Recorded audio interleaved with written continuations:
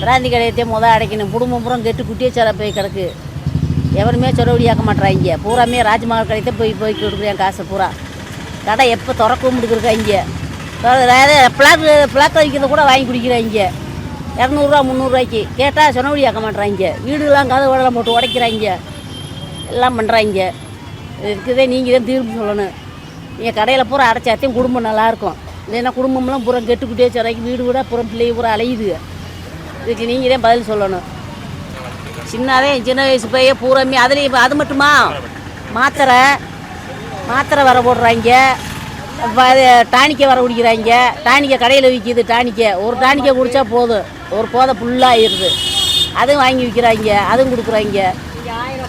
1000 ரூபா கொடுக்குறதும் போது அவங்க ஊரா குடிக்கிறதும் போது அது நம்மளுக்கு தானே கொடுக்குறாங்க. 1000 ரூபா பணம் கூட அவங்க வாங்கி கொடுக்குறாங்க. அவங்க ஏடிஎம் கார்டை வச்சு நம்மளுக்கு போட்டதை கூட கொடுத்துட்றாங்க. சண்டையை போட்டு பிடிக்கிறாங்க. பூரா வீட்டில் உருப்படப்பட மாட்டுறாங்க. இப்படி கொண்டு வந்து இப்படி பிராந்தி கடை எல்லாத்தையும் கொண்டு வந்து போட்டு குடும்பமே கெட்டு அதை கஞ்சிக்கு கொடுக்குறானா இல்லையோ மொத்தம் பிராந்தி கடையில் நிற்கிறாங்க வருஷக்கணக்கில்.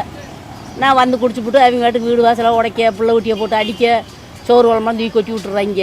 இப்படி செஞ்சால் எப்படி நம்ம அங்கே குடியிருக்கிறது, எப்படி பிள்ளை விட வச்சு பிழைக்கிறது? இப்படியே கூட்டம் போட்டாலும் ஒன்றுமே செய்ய முடியலை.